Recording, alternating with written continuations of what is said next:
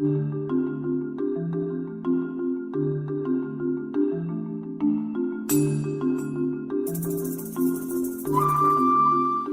buenos días, que el Señor a ustedes les bendiga y de verdad es una bendición poder estar en esta mañana aquí compartiendo las escrituras. Vamos a compartir este tiempo en el cual nos vamos a ir al libro de Isaías, a Isaías en el capítulo 44, en el verso del 1 al 8.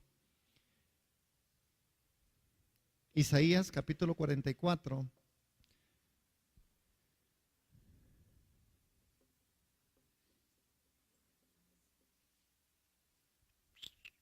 No tenemos.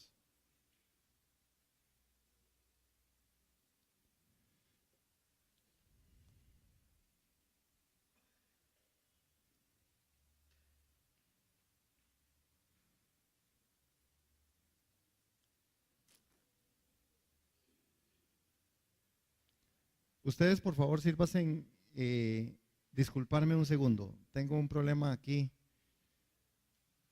técnico.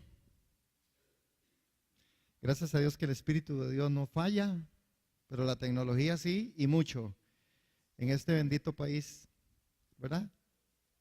Que a usted lo vacilan con 4 megas, pero son como un segundo de mega. Entonces usted no se la crea cuando le digan que son 4, hermanos, es mentira. Bueno, son 4 para millones, de millones más los millones que vienen atrás colgando. Entonces, pero en este capítulo, en el libro de Isaías, nosotros vamos a notar que es importantísimo lograr entender el contexto de Isaías. Cuando Isaías empieza a declarar en el capítulo 44 y en el verso 1, todavía no tengo aquí mi Biblia a mano y no me traje la de papel, que me gusta más la de papel. Esa no falla, hermano, de verdad. Dice: ahora pues, oye Jacob, siervo mío, y tú Israel, a quien yo escogí. Así dice el Señor, así dice Jehová, hacedor tuyo y el que te formó desde el vientre, el cual te ayudará. No temas, siervo mío Jacob, y tú Jesurún, a quien yo escogí. Porque yo derramaré aguas sobre el sequedal y ríos sobre la tierra árida. Mi espíritu derramaré sobre la generación y mi bendición sobre tus renuevos. Y brotarán entre hierba como sauces junto a las riberas de las aguas. Este dirá: yo soy de Jehová. El otro se llamará de nombre de Jacob, y otro escribirá con su mano a Jehová y se apellidará con el nombre de Israel. Verso 6. Así dice Jehová, el Rey de Israel, su Redentor, Jehová de los ejércitos: yo soy el primero, yo soy el postrero, y fuera de mí no hay Dios. ¿Y quién proclamará lo venido? ¿Lo declarará y lo pondrá en orden delante de mí? ¿Cómo hago yo desde que establecí el pueblo antiguo?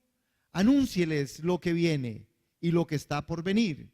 No temáis ni os amedrentéis. ¿No te lo hice oír desde la antigüedad y te lo dije? Luego vosotros sois mis testigos. No hay Dios sino yo, no hay fuerte, no conozco ninguno. Amén. ¿Cuántos damos gloria a Dios por esa palabra? Esa palabra es una palabra extraordinaria, es algo en lo que Dios está haciendo un trabajo y va a empezar a hacerlo también con nosotros en esta mañana. Uno de los puntos más vitales e importantes en esto es ese texto que aparece en donde él dice: yo derramaré agua sobre la tierra sedienta y torrentes sobre la tierra seca. Derramaré mi espíritu sobre tu posteridad y mi bendición sobre tus descendientes. Amén. Entonces, esto implicando que nosotros hoy debiéramos de estar atentos a esa voz profética de lo que Dios nos está trayendo a nosotros. Hermanos, todos los cristianos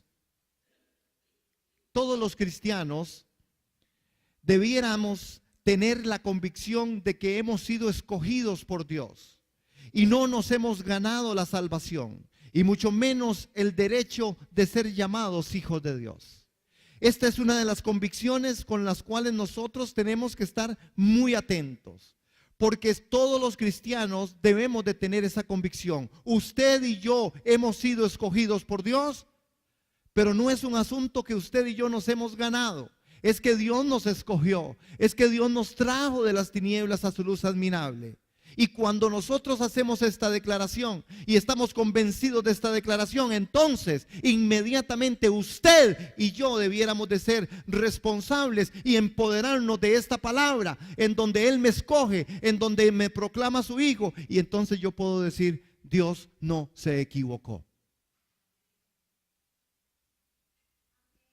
Yo les dije, Señor, yo le dije al Señor, dígale a su hermano: Dios no se equivocó conmigo. Dígaselo convencido.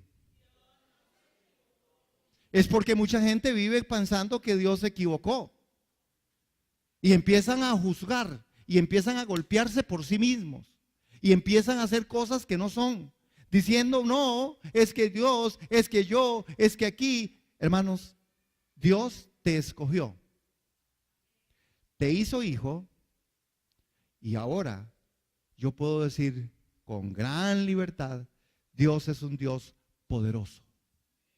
Dios es un Dios grande y maravillosas son sus obras. Voy a quedarme un momento ahí porque me gustaría compartir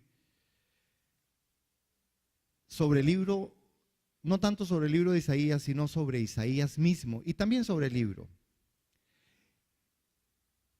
Es importante que nosotros contextualicemos el mensaje de Isaías y a la persona de Isaías, porque cuando nosotros somos ministrados por la palabra, nosotros tenemos que entender algo que se llama el contexto. En el momento en que se dijo, por qué se dijo, para qué se dijo, quién lo dijo y qué es lo que me afirma a mí en esa palabra. Isaías era un hombre justo en los tiempos turbulentos. Isaías significa Jehová es salvación. Eso significa Isaías. Y es citado en el Nuevo Testamento más de 65 veces. ¿Cuántas? 65 veces, más que cualquier otro profeta del Antiguo Testamento, y mencionado por nombre más de 20 veces, hermanos. El libro de Isaías está generalmente reconocido como uno de los 6 libros más grandes de la Biblia. Hermanos, Isaías, juntamente con Juan, con Romanos, con Salmos, con Génesis y Apocalipsis, es uno de los libros más grandes que están escritos. Y el dato histórico es impresionante porque en el Mar Muerto encontraron unos manuscritos en una cueva en 1947, que son las famosas cuevas de Qumran, y era una copia del siglo II después de Cristo, hermanos. Consistía en 17 hojas, pero oiga usted, hermanos, las 17 hojas medían 8 metros. 8 metros por 250 centímetros. ¿Se puede imaginar usted ese papiro? 2 metros y medio. 2 metros y medio por 8. Ese descubrimiento dejó anonadado a todo el mundo, porque inclusive, hermanos, se declaraban cosas en este escrito de 1947, ¿verdad? Cosas bien importantes que confirmaban aquellas otras cosas que no estaban tal vez dichas y que solamente en la parte oral se habían declarado. Por eso Isaías tiene una certeza. El libro de Isaías, la profecía de Isaías, tiene una certeza para el cristiano que debe ser, hermanos, tomado en cuenta. Isaías es también conocido como el profeta mesiánico. Fue casado y es llamada a su esposa en las escrituras como la profetisa. ¿Cómo se llamaba la esposa de Isaías? La profetisa. Además, lean 8:3 de Isaías. Y vea qué interesante lo que dice 8:3. Isaías capítulo 8, verso 3.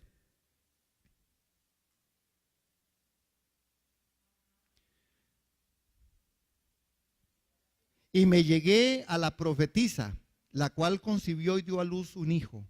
Y me dijo Jehová, ponle por nombre Maher Salal Asbaz. Noten este contexto histórico porque me interesa un montón y creo que el Espíritu, si lo está levantando, será por siempre, por algo. Ese primer hijo, ¿verdad? Que tiene Isaías, porque tienen dos hijos. Hay otro que se llama Sear Hasub, que significa un remanente regresará. Cuando él se llega a su esposa, la profetisa, tienen estos hijos y uno de ellos significaba un remanente regresará. El otro significa apurándose al botín, corriendo a la presa, que es Maher Salat Asbaz. ¿Por qué es tan importante esto para nosotros como iglesia? Para traerlo al contexto de la predicación. Porque, hermanos, Isaías no solamente era un profeta, la profecía era un asunto vívido en él. Todo lo que tenía que hacer el profeta lo hacía sobre la base del llamado de Dios. Todo lo que el profeta tenía que hacer lo caminaba. Por eso cuando él autentica estas cosas dentro del texto que hoy nosotros estamos revisando de 44, necesitamos entonces nosotros entender, ver que de verdad Dios nos está hablando y que en esta mañana usted y yo tendremos que salir de aquí convencidos que esta palabra es una palabra de Dios para usted y para mí. Entonces, con ese contexto, quiero comentarles también sobre el punto. Ustedes y yo y los que somos de esta iglesia, en muchas maneras, hemos siempre tratado de trabajar dentro de tres áreas que hemos definido, o yo las he definido como el aspecto en el cual Dios se mueve. Siempre que yo presento estos, son tres estados, son los estados de los circulitos, ¿se acuerdan? Ok, hace mucho no nos vemos los círculos, ¿verdad? Tenemos que retomarlos. Que uno implica estar en Cristo, otro es que Cristo está en mí y otro es que Cristo es la cabeza. ¿Sí? Si usted quiere verlo, espíritu, alma y cuerpo. Si usted quiere verlo de otra manera, es el niño, el joven y el adulto o el padre. Si usted quiere verlo de otra manera, es una salvación inicial, una salvación presente y una salvación futura.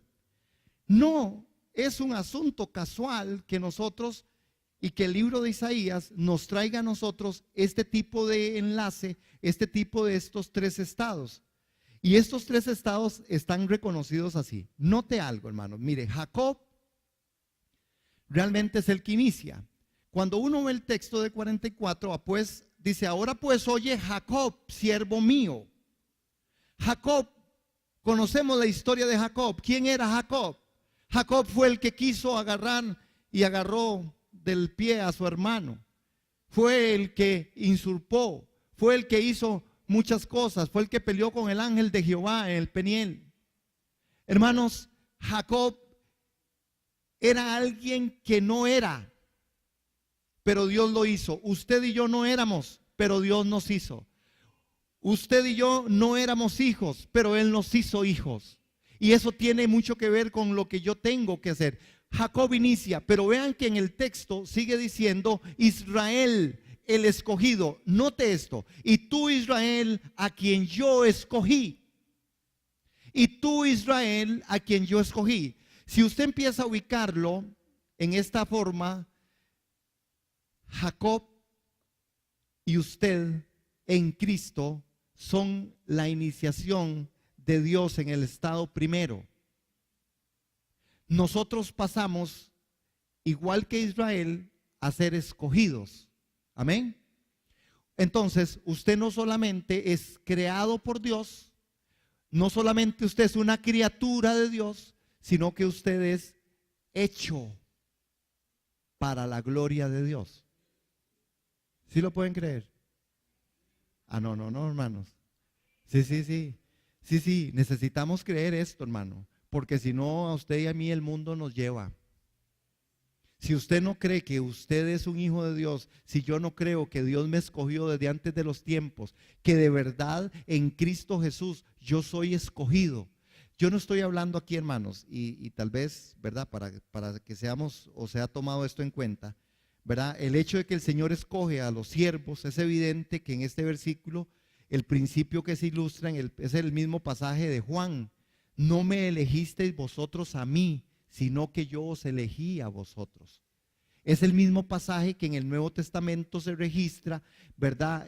Cuando en los pasajes habla de la escogencia de los apóstoles o de los discípulos, que no implica la doctrina de la predestinación. Este tema no es el tema de Isaías aquí, ni es el tema de yo los escogí. Cuando habla de la escogencia, está hablando de la escogencia de Dios a través de la obra perfecta y manifiesta en medio de los tiempos, en donde el que confiesa que Jesucristo es el Señor será salvo. El que estaba dentro de la escogencia del pueblo de Israel, ¿a quién sí escoge Dios? Amén. Pero Dios aquí sí escoge a Israel, porque los pueblos, había muchos pueblos, pero Dios escoge ¿a quién? A Israel. Israel es el escogido. Y la profecía aquí está diciendo a quien yo escogí. Pero vean otro nombre que aparece ahí, que es Jerusún. ¿Sería un bonito nombre para un hijo? No, sería muy raro. Jerusún. Hey, Jerusún. Pero Jerusún es el nombre poético de Israel, derivado de una raíz que significa ser recto. Jerusún es como el apodo que Dios le puso a Israel. Vean cómo Dios pone apodos. ¿Cómo es que le llama? Jerusún. Cuando hablamos de Jerusún, estamos hablando de perfección. Es aplicado al pueblo de Dios como objeto de su amor justificador, que no ve iniquidad en Jacob. Con ese nombre Dios estaba señalando la existencia de un Israel espiritual. Por eso es muy importante, hermano, que usted y yo sentemos el precedente en medio de nosotros en esta mañana y que podamos ver dónde usted está, de dónde usted viene y quién es usted hoy. ¿Usted está claro quién es usted hoy? Hermanos, ¿por qué digo esto? ¿Por qué tengo que ser tan enfático? Hermanos, necesitamos ser enfáticos porque aparece que en nuestra vivencia a veces nosotros no sabemos quiénes somos. Perdón, a veces no sabemos. La crisis nos acomoda de tal forma, hermano, que nos despedaza.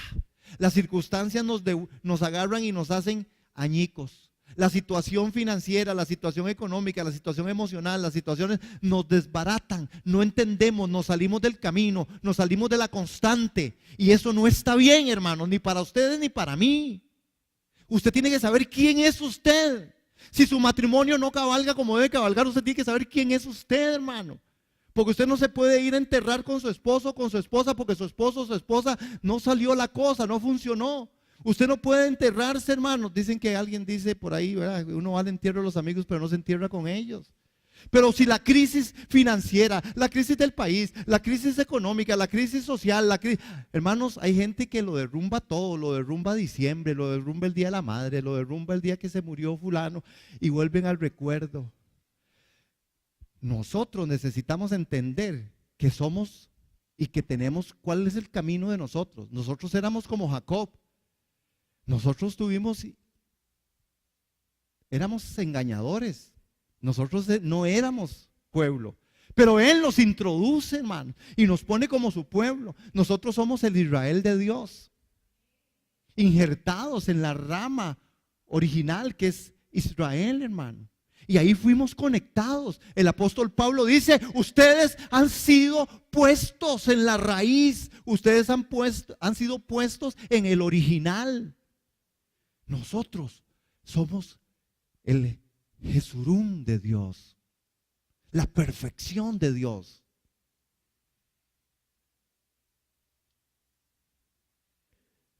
Hermanos, yo sé que es medio antagónico el tema a veces, porque cuando uno habla de perfección, las personas piensan como que, no soy tan perfecto, casi. Usted se puede creer bonito o bonita, en mi caso. Pero usted no se cree perfecto. Casi siempre dice, no, pues yo no soy perfecto. yo le voy a decir algo, hermano. Si yo me mido dentro de los 3 estados de Dios, yo me creo perfecto. Porque al final yo soy injertado. Primero fui llamado del mundo de las tinieblas a su luz admirable. Yo no era, Él me puso ahí. Él me llama hijo. No era, pero ahora Él me llama hijo. Y dice que yo reinaré juntamente con Él.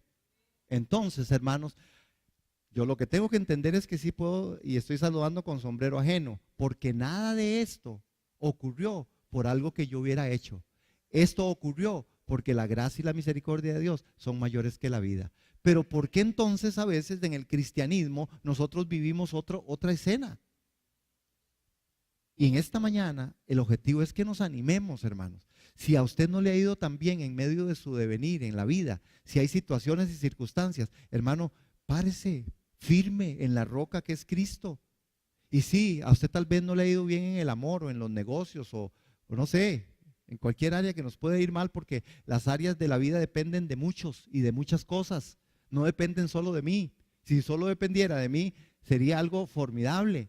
Pero yo soy un ser social y tengo que relacionarme. Y hay gente que a veces no quiere relacionarse conmigo. Hay gente que no me saben apreciar. Y hay muchas veces que yo no entiendo a otros y no los aprecio como debiera. Entonces hay conflicto, pero nosotros tenemos que saber de dónde procedemos y hacia dónde vamos. Nosotros somos el Israel de Dios. Y aquí este texto lo que nos está diciendo a nosotros es sobre esto. Ahora, oye, Jacob, oigamos esto, iglesia, porque Dios nos está llamando a nosotros. El versículo 1, hermanos, en medio de esto, ya me pasé con Isaías ahí, el profeta mesiánico. En el versículo 1 presenta 2 declaraciones paralelas, hermanos. Y vamos a ir ahí porque son 8 versículos y vamos a terminarlos de la mejor manera, esperando que Dios nos siga reafirmando en algo. Yo creo que ya Dios nos ha afirmado en cosas, hasta aquí en la parte de lo que estoy en el objetivo trazado en la enseñanza. Nosotros somos pueblo de Dios. Nosotros somos escogidos por Él, ¿verdad? Y nosotros somos injertados para hacer alabanza para su gloria. Es decir, nosotros somos santos porque Él es santo. Nosotros estamos en perfección. Y hago también la aclaración. Perfecto, en el término perfecto en la Biblia, para poder traer, asentar el precedente, perfección es madurez. ¿Ok?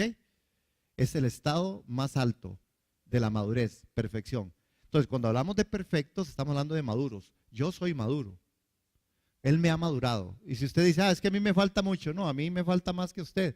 Pero yo tengo que partir de donde estoy, hermanos. Yo no puedo empezar a tratar de verme allá cuando en el presente no estoy aceptando y viviendo las cosas que estoy viviendo. Nosotros estamos haciendo algo distinto. Nosotros somos una iglesia. Nosotros somos el pueblo de Dios. Nosotros no somos del mundo. Estamos en el mundo, pero no somos del mundo. Y esa es la afirmación que nosotros como cristianos tenemos que tener. Sí, hermano, usted grita de vez en cuando y yo también, más que ustedes. Usted se equivoca, sí, yo también, más que ustedes. Sí, usted falla, sí, yo también, más que ustedes. Pero yo sé quién soy en Cristo. Yo sé quién soy como llamado. Yo sé quién soy como don. Yo sé quién soy como don espiritual. Yo sé quién soy, hermano. Y necesito mantenerme en esa línea. Porque si yo no me mantengo en esa línea, hermanos, sería un fraude, sería inquirir contra el Dios Santo. Porque lo que Él dice es verdad. Usted es bella, usted es bello, usted es la niña de sus ojos. Él es el Dios que sana. Las circunstancias, nos decía doña Rebeca. Nos decía Rebequita, con respecto a la circunstancia, nos decía Carmencita, con respecto a la circunstancia, Dios sabe cómo sanar, Dios sabe cómo restaurar. ¿Cuántos dicen amén? Y usted y yo de aquí hoy salimos así, en el nombre de Jesús. Miren, en el verso 1, hermanos, el verso 1 presenta 2 declaraciones paralelas habladas por el Señor. Dice, ahora pues oye, oh Jacob, siervo mío, y tú Israel, a quien yo escogí. Es el hecho de que el Señor escoge a sus siervos, es evidente en este versículo. Hermanos, la evidencia tiene que ser clara. No escogí yo al Señor, el Señor me escogió a mí. Ahora, Jacob es el siervo Israel es el escogido.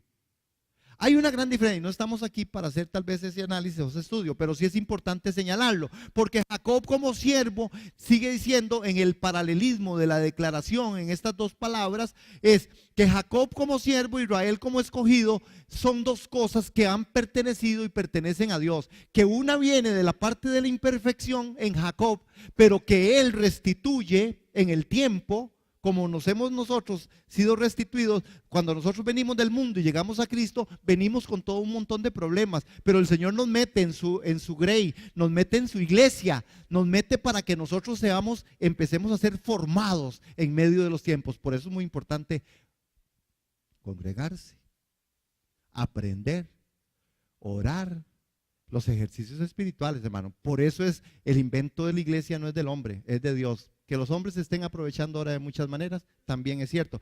Pero el principio es: juntémonos para aprender, juntémonos para adorar, juntémonos para crecer, juntémonos para ayudarnos los unos a los otros. Y aquí en ese paralelismo es lo que les hablaba, que en el Nuevo Testamento, en el pasaje de Juan dice: no me eligisteis vosotros a mí, sino que yo los elegí a ustedes y los he puesto para que vayáis y llevéis fruto.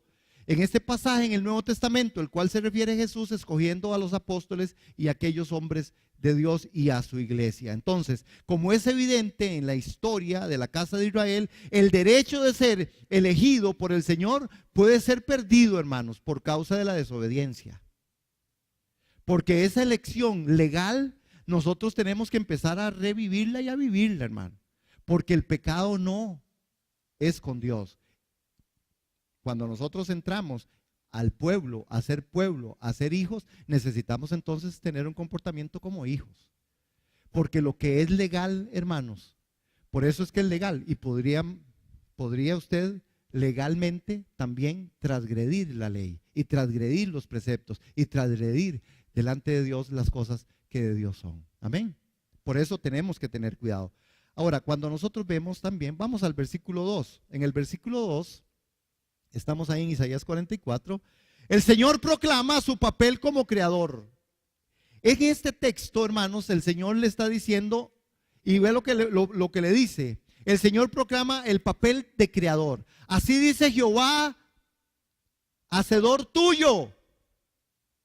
Hermanos, nosotros somos imagen y semejanza de Dios. Hacedor tuyo, el que te formó desde el vientre. Hermanos, no hay pérdida, el cual te ayudará. Y ve la gran promesa. ¿Qué dice? No temas.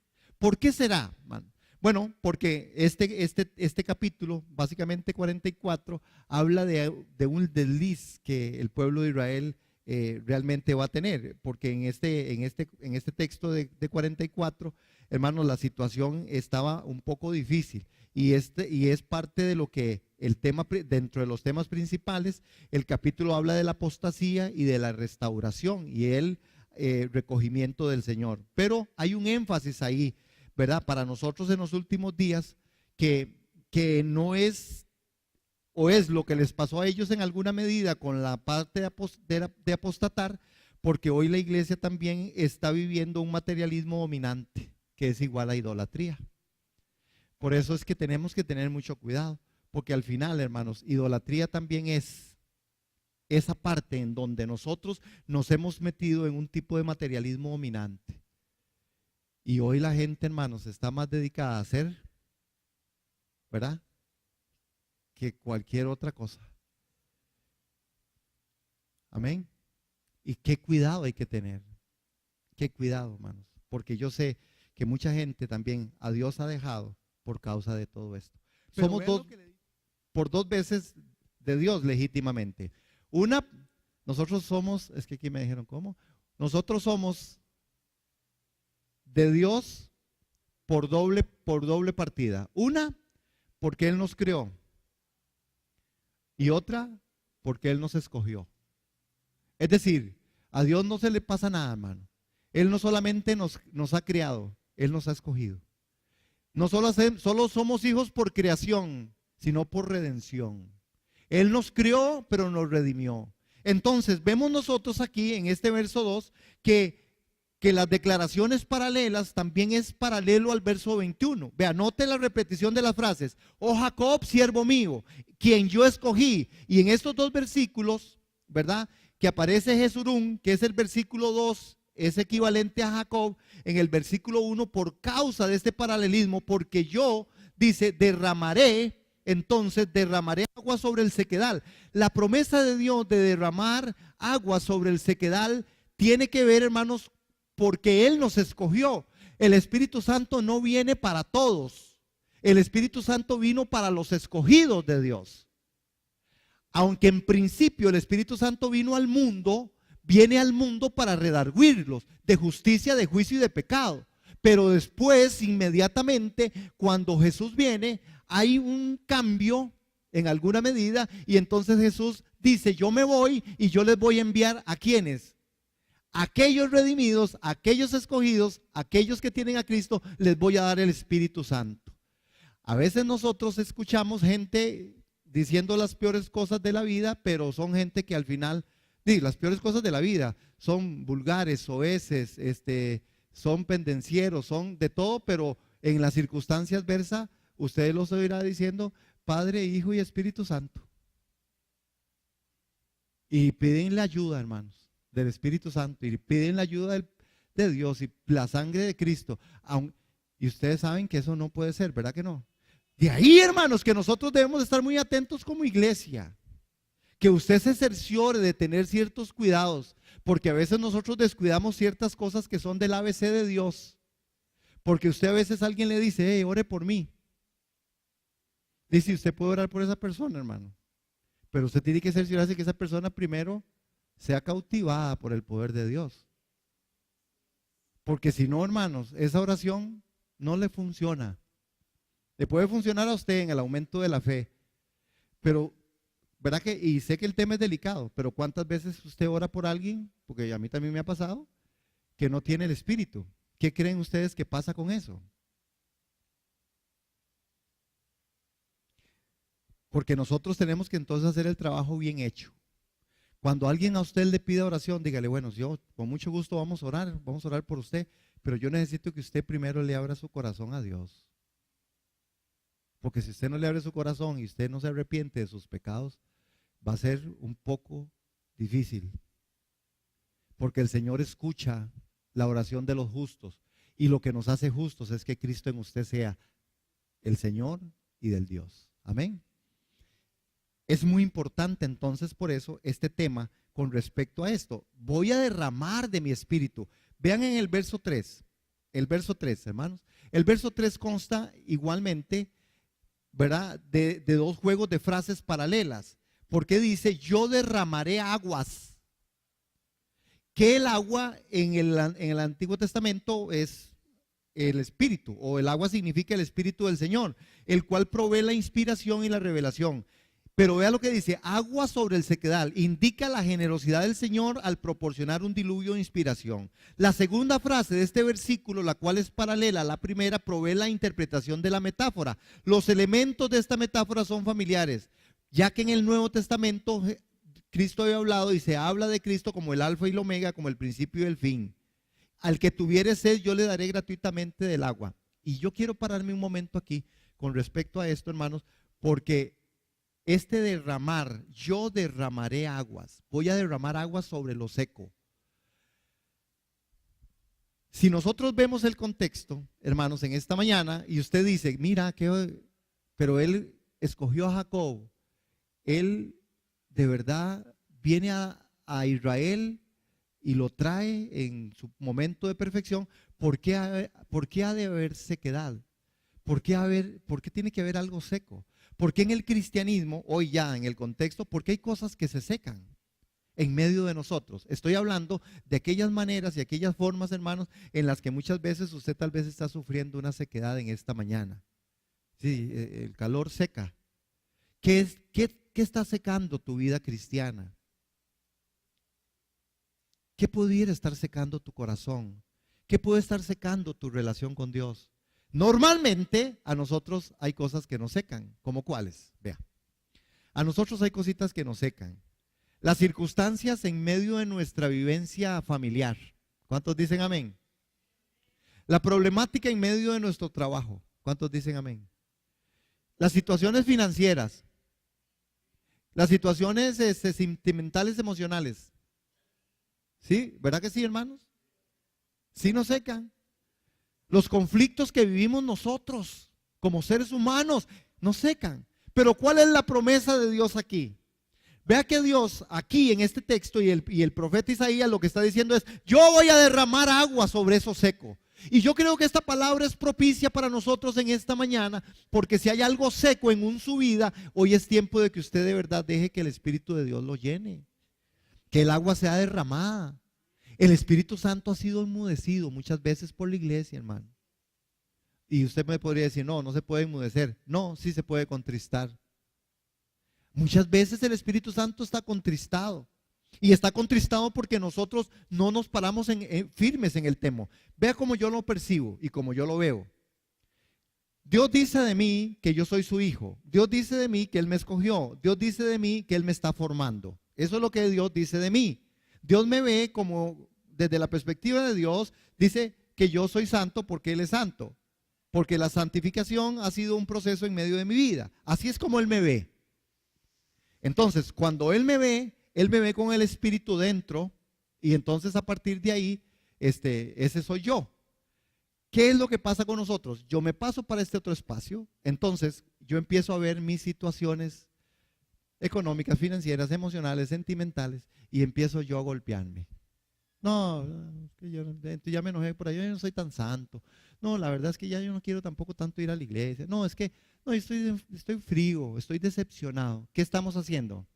Esta posición de aquí ya no es la misma. Por lo tanto, el Espíritu Santo no está funcionando. Está contristado, hermano. Pero yo no estoy en pecado, pastor.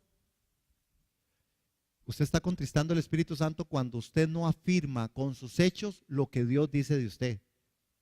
Por eso tengan cuidado, tengamos cuidado cuando nosotros andemos en decepciones, en depresiones, en situaciones en las cuales nosotros no entendemos que somos unas nuevas criaturas, que estamos en Cristo Jesús, que las cosas viejas pasaron, que todas son hechas nuevas. Porque si yo sigo andando en mi conflicto y en mi problema, hermano, yo tengo el espíritu contristado. ¿Y sabe quién gana ahí? El enemigo. El enemigo se burla de eso. El enemigo saca ventaja de eso. De ahí que es muy importante que nosotros veamos cómo Él indica que la generosidad del Señor va a proporcionar un diluvio de inspiración. En este texto, hermanos, nosotros también logramos ver que nosotros traemos características puestas por Dios. El ADN para que no hubiera duda de que Él nos formó, hermanos. Esto es maravilloso. Nosotros tenemos el ADN de Dios en la creación. Cuando Él sopló. Dice, ¿qué fue lo que Él sopló en mí? Ese es el ADN. La vida es parte de lo que nosotros hemos recibido de Dios. ¿Cuántos tenemos vida? Eso es parte de lo que Dios es en usted. Amén. Sí, está claro, hermanos. Está muy caliente. El agua tiene que ser derramada sobre la sequedad. Si en esta mañana usted tiene sequedad, hermano, abra su corazón, abra ese espacio a Dios. Dígale: Señor, de verdad, derrama de tu espíritu en medio de mí. Yo creo que hoy tuvimos una maravillosa alabanza y una oración de principio que nos puede conectar con eso, hermanos. No nos dejemos secar.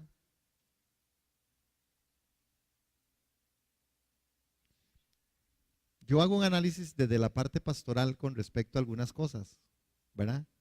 Vean, y yo se lo voy a decir con toda la claridad y la transparencia. Tal vez usted tenga un poco de contrariedad conmigo, no importa. Diferencias sin división. Yo no tengo ningún problema con que usted piense diferente a mí. Es más, usted no tiene que pensar como yo pienso. Usted tiene que pensar como dice la Biblia. ¿Sí? Entonces, ¿dónde empieza y dónde es que se nota que hay una sequedad en medio de los núcleos familiares? En el faltante espiritual. Si usted ha percibido a Cristo y usted es cristiano y usted ha aceptado a Cristo en su corazón y en medio de su núcleo familiar, empiezan a faltar ciertas cosas, ciertos temas, ciertas vivencias. Cuando usted se da cuenta, hermano, hay sequedad, mucha sequedad. Y yo creo que ninguno de los que estamos aquí, ni la iglesia en general del mundo, está siendo, es decir, todos entramos en ese mismo saco. Porque si no es dinga, es mandinga. Porque si no es una, es la otra. Y si no es la otra, es la misma. ¿Sí? Ahí tenemos que tener cuidado. ¿Dónde restaura Dios esa sequedad? Usted me podrá decir, ay, es el Espíritu Santo, yo lo puedo hacer. Pero yo le digo, hermanos, y ahí es mi perspectiva. Normalmente hay una tendencia, cuando hay sequedad, la gente deja de congregarse. Y le pone el apellido a lo que sea. No me gusta el pastor, es lo mismo, es la iglesia, es mucha bulla, es mucha cosa. La gente es un caso, es un montón de hipócritas. Whatever, forever. Al final, el punto está en que usted se va a secar.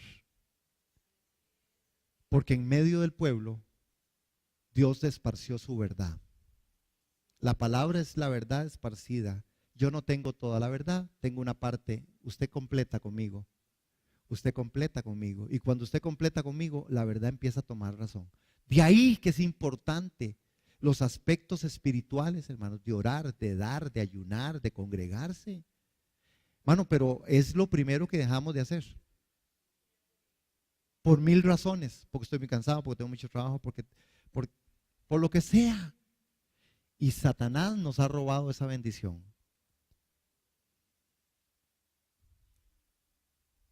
Voy a ir al verso 4 y termino. Para dejar los otros 4 para otro día que me toque. Porque ahora hay más predicadores por aquí, los jóvenes y el hermano. Es bonito eso. Ven el verso 4. En el versículo 4, la metáfora vuelve, hermanos. Y esta metáfora vuelve, dice, y brotarán entre la hierba como sauces junto a las riberas de las aguas. Hermanos, en este versículo 4, cuando vuelve esa metáfora, dice, brotarán entre la hierba como sauces junto a las riberas de las aguas. Es decir, hermano, el gran rollo de Isaías dice que brotarán como la hierba los descendientes de Jacob.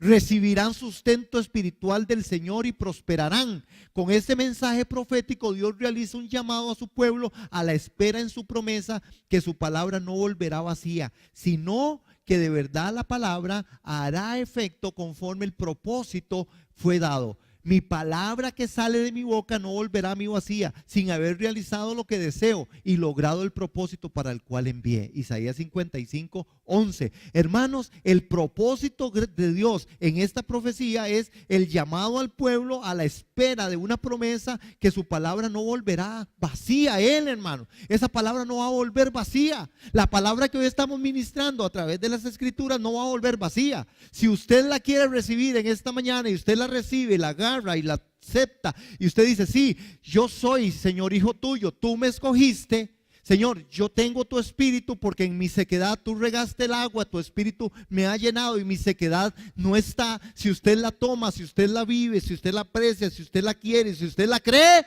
hermanos, funciona y funciona de 1000 maneras, porque la escritura dice entonces va a brotar entre la hierba como sauces en las riberas de las aguas.